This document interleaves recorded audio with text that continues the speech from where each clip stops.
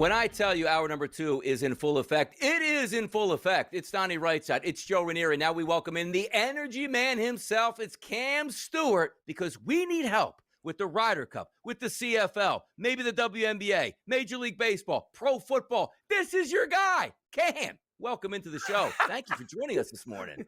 Oh, thank you very much, Donnie. What an intro. And I'll tell you something about this Ryder Cup. There's one thing, though. Hey, turkeys. What day is it today? It's Thursday morning.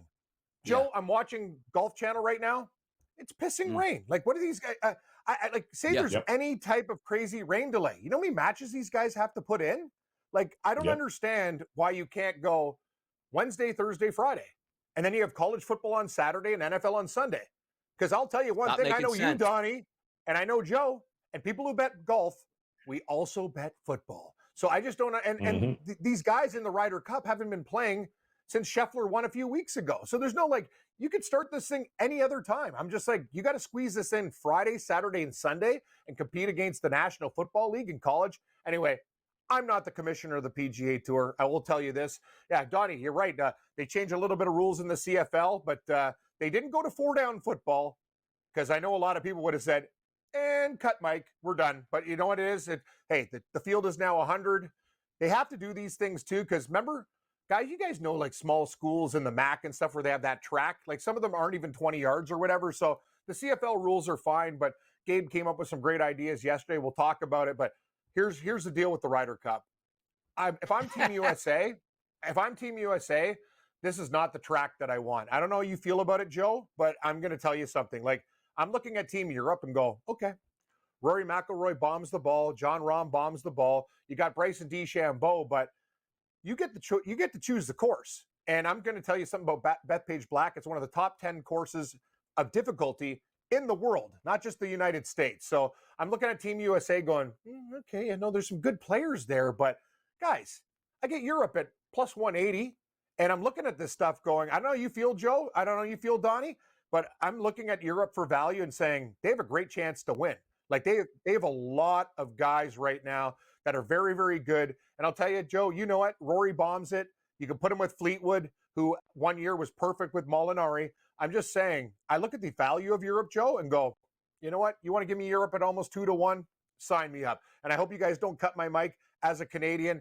I love Joe Raineri, the mayor of Miami, Donnie Rightside, the pride of, Philadelphia Eagle fan. Yep. Tommy, he's a Rochester American. I love all my friends at SportsGrid. But this is about paying bills. And I'm looking at the European team going, I can't believe the price we're getting, Joe. It's very, like, I would have made America maybe, what do you think, Joe? Maybe $1.30? Like, not like $2. That's my opinion. I think Europe can win this thing, and I think the value's there.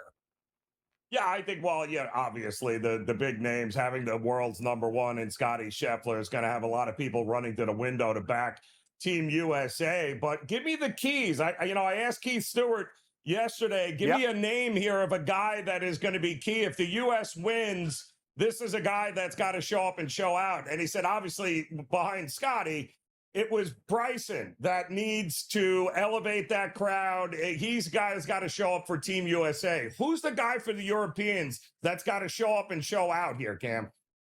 Great call, Joe. And then Bryson DeChambeau, the problem is he might hit it a mile, but he also sprays it. For Europe, I think there's a lot of guys, but I'm going to say Ty Hatton. You look at Rory McIlroy, Ty Hatton is the Bryson DeChambeau of Europe. He's an animal. He can smash clubs, and he has a personality. And the one thing about him is he's going to have these guys going nuts. And the key to Europe, I think, early. You got to get these guys early. And that's what I love, Joe. The first day betting, plus 140. And what do the Europeans do well? We've known this for years. Joe, you're a golf guy like me.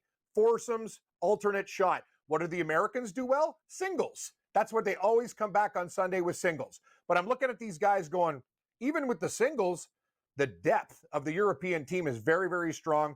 Ty Hatton's an animal. That's what I'm thinking. He's one of those guys. And I'll tell you, Joe, for Scheffler, his points, 2.5. I go, that's a great bet for Team USA. You know what he is? He's plus 280 to be top American point getter, too. And I'm looking at this. Didn't we bet him at plus 280 with 162 guys in a field? So if I lose this bet, I don't even care. I'm getting Scotty Scheffler at the same price in a tournament with, like, nobody. at the same price he has for a full field tournament. He will do well. I know people are like, oh, is he long enough? Yeah, no, yeah. Is he straight enough? Yeah. Can he putt? For sure. He checks all the boxes. But then I'm looking at Europe going, oh my God, like look at this team. Hatton, Rahm, Hovland, Aubert, McIntyre's an animal. He almost won the US Open. Rose, a veteran. Fleetwood never loses in these things. So I'm just absolutely shocked, guys, at the price for Europe. And great question though, Joe. I think Hatton's one of those key guys. I also bet him over 1.5 points. Like he's one of those guys. Ooh. And guys, when you're betting this stuff, think about Scheffler. He will be in every single American team that he can. Like there's no bench for him. That's the thing. Like Colin Morikawa, take a seat. If he loses his first match, you might not see him till singles. That's the whole key to this thing. You have to have guys that are going to play a lot. And I'll tell you, Scotty Scheffler, don't you agree, Joe, at 2.5 points? That's pretty good. If he doesn't get it, I don't care. I think the number is great. Plus 280, top American player. And I'll tell you one other American that I love, Cameron Young. I know Carver's with the kids. I was going to do a show with him. He's at Disney World. And we texted.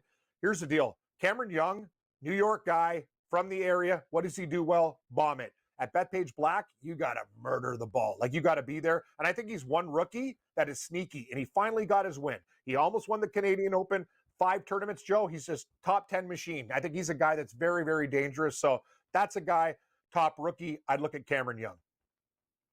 You think it's Cam quick out the door? You think this is decided in the singles matches, or are they going to be so far behind again, Team USA, it's not going to matter what happens on Sunday? I think it goes to singles. I think it's close. And remember, guys, if it's a tie, be careful when you're betting. 14-14, it's 28 points. Europe will retain the trophy. The team that won last time gets it. So that's the whole thing. If you want to bet it that way, it's plus 130. Without the tie, it's plus 180. Oh, we're a day away, hours away. It feels like we wait every few years for the Ryder Cup, and we love the Ryder Cup when it's on the U.S. mainland, particularly just outside of New York City. I'm Donnie Rightside. He's Joe Raineri, and Keith Stewart joins us today. Boots on the ground at Bethpage Black. He's our go-to guy. He's our PGA guy right here on the SportsGrid Network. Keith, how we feeling? A day away. Hey, Donnie, when you say boots on the ground, it's rain boots on the ground. It's pouring out here today. They moved the opening ceremonies to yesterday, which was great because I don't need all that pomp and circumstance. I just need the captains at 4 p.m. to tell me who's playing in the first session tomorrow morning. Because you know what? We've waited long enough. They announced this thing 4,392 days ago when Governor Cuomo and the PGA of America came here and said, we're coming to Bethpage for the Ryder Cup. Well, it's finally time. I absolutely love this, too. And it's nice talking to Keith multiple times this week to sort of get the layout. But what Keith just alluded to here, normal, nice conditions, the golf course plays one way. Bethpage Black is already an absolute bear. With rainy conditions, maybe can't hit the golf ball further, but who gives the advantages here? Is it Team USA or is it the Europeans that would get this benefit from maybe a soggier golf course? Well, the weather's going to be perfect during the event. So maybe if it was going to be bad weather while they play, you might say Team Europe. But the fact that we're just going to soften the surfaces and create more scoring chances, it undoubtedly favors the USA side. We are much better at scoring. It's proven. I mean, we play over here on the TPC PGA Tour where, 30 under wins tournaments.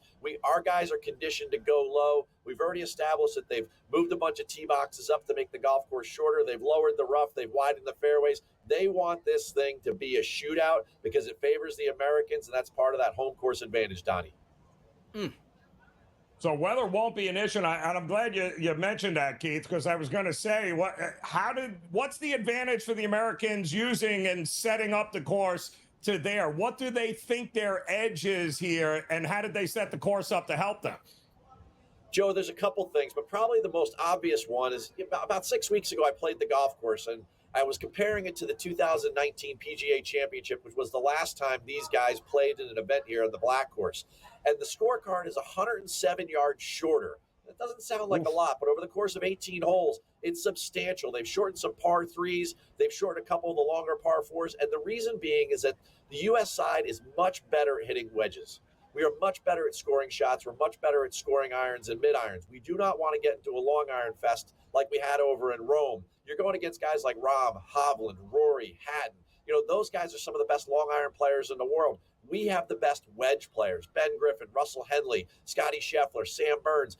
That's what we want to do. So the biggest setup key you're going to see is that all of the tees where they can, the PGA of America has moved them up to give us an advantage. And it's very similar to what they did at Whistling Straits, which is you lower the rough, you let our guys bomb away, and then you let them just absolutely attack the pin. It's like a Jordan Spieth, Phil Mickelson mentality that we've shared for like decades. We're talking to Keith Stewart, our PGA Pro right here on the Sports Grid Network here. And if we look at the odds market, Team USA is favored, Keith. Minus 145 price, the underdog Europeans at a plus 165. So I ask you this, do you agree with that price point? Also, who's winning this bad boy? Well, Donnie, I definitely agree with the price point, and I'll give you a couple of reasons why. Here's why the USA is favored. The home team has won by an average of almost 7 points over the last 5 Ryder Cups, right? Scotty's the number 1 player in the world, so we're talking about number 1 liability. Everyone that looks at this event domestically is going to say, well, geez, we have Tom Brady in the Super Bowl. We've got the Tiger Woods guy. We are going to bet them hard, so you know that number just keeps getting shorter and shorter, right? Not to mention the fact 2 weeks ago when he teed it up at the Procore event out where we don't even know, it doesn't matter. He still won, so he's coming off of a win. So the last time we were in America for a Ryder Cup was 2021, and Scotty Scheffler has 0 wins. 4 years later, he's got 19 guys, all right? We have 7 players in the top 10 of the official world golf ranking, and we're better par 4 team, and there's 12 of them on this golf course. They take away 2 par 5s. I can give you 100 reasons why. USA is favored for a ton of reasons, and the number 1 reason is home course and the number 1 player in the world. Keith, in years past, we have seen this event, Team USA, not exactly a great team, a lot of good individuals. How is Bradley putting this team together? What's the camaraderie like? What's the feel with them? Well, in the press room, it's been very interesting. It's obvious that, everyone knows they have Scotty on that team, so it makes them feel comfortable. And they also know they have Bryson on their team. And he's attracting all of the attention of the fandom that's out there. So if you're one of those guys that's just like a Cam Young, a quiet guy, just wants to go about your business and play your best golf, or Patrick Cantlay, that's the 2 best things in the world that you can know. So Keegan Bradley has kind of just put these guys in the best position possible to perform. They've brought in the analytics team. They have a team from Scouts, which is, a very high-end, data-driven consultant that have taught these guys who needs to play with whom and on what holes. And you know what? I think that for the first time in a long time, Captain Keegan is taking seriously the analytics side of all this, which the Europeans have done forever, and one of the ways that they kill us all the time. But I tell you what, it's nice, it's refreshing to see Keegan do that. And I think the guys, as a result, feel pretty loose about things. Even some of the stars like Morikawa and JT seem more comfortable than they should be based upon the way they've been playing lately. Ryder Cup is always built on pressure. It's so much fun to watch it play out. The crowds are certainly tremendous, and no better place to be than just outside of New York City. But understand this, Keith, too. There are interesting ways to bet this. Team USA is favored at a minus 145 price to win this. But there is an odds market that says after day number 1, plus 108 USA, which means we don't usually start all that well in some of these team competitions. If we see Team USA up after day 1, is it a wrap, Keith? Well, I tell you what, there's a couple places you can go with this, and these are the types of bets that you want to do pre-match and before we know the pairings. Yeah. I would definitely take Team USA for day 1 total. It's plus 108 there at FanDuel. There's another one. The overall foursomes winner, right, has won the Ryder Cup the last 9 times, right? If you think that the USA is favored and they're going to do well, that's a plus 105 job right there. The U.S. has started well. 7 of the last 8 Ryder Cups, the USA has led after the first session. So if you want to take tomorrow morning's foursome session, the winner, USA plus 125. Donnie, I got to counter you there a little bit. I'm going to go deep on the USA tomorrow because I feel like they get off to a hot start. They have the home course advantage. And, Europe, as I just said, 7 of the 8 last Ryder Cups, they've started slow. And you'll hear this if the USA doesn't perform. Boo! That's not for Keith Stewart. We love Keith. Thanks so much for joining us this week on the Ryder Cup, Keith.